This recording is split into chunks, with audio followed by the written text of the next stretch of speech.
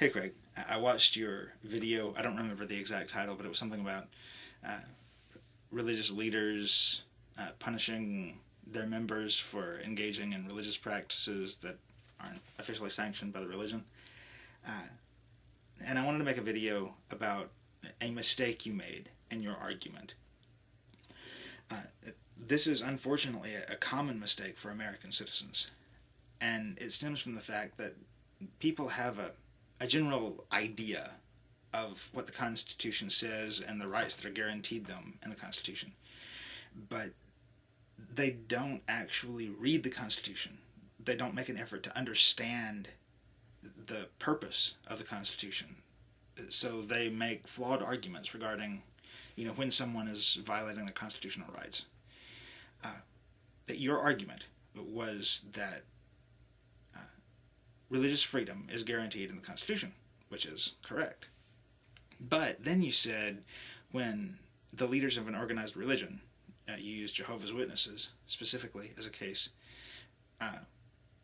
punish members, or you say discipline members, for violating rules of the religion, for worshiping in ways that aren't officially sanctioned by the religion, they are violating those members' constitutional right to freedom of religion.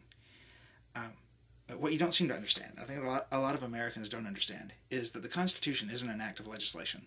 It wasn't intended to modify the behavior of American citizens or organized religion or any group like that. It was actually meant to set up the functions of government and to put limits on government. The right to freedom of religion you're discussing is found in the First Amendment to the Constitution. And I'm going to quote that, and I'm quoting from memory, so it may not be exact, but I think it'll be at least pretty close. It says, Congress shall pass no law regarding an establishment of religion, nor prohibit the free exercise thereof. It was not meant to say that a religion can't establish rules for itself or its members, or that a religion can't expel members who violate those rules.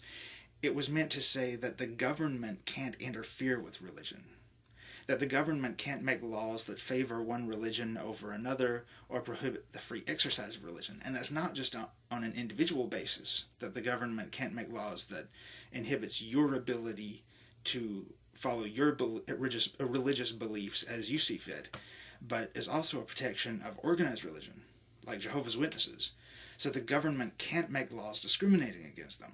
If they give tax exemptions to religious organizations, they can't say to one religion, "Oh, we don't like how you treat your members. We don't like some of your doctrinal stands or whatever. Therefore, we're going to revoke your status as a tax-exempt organization. We're going to give you extra taxes. We're going to censure you. We're going to outlaw you because we don't like what you're doing." The government can't do that.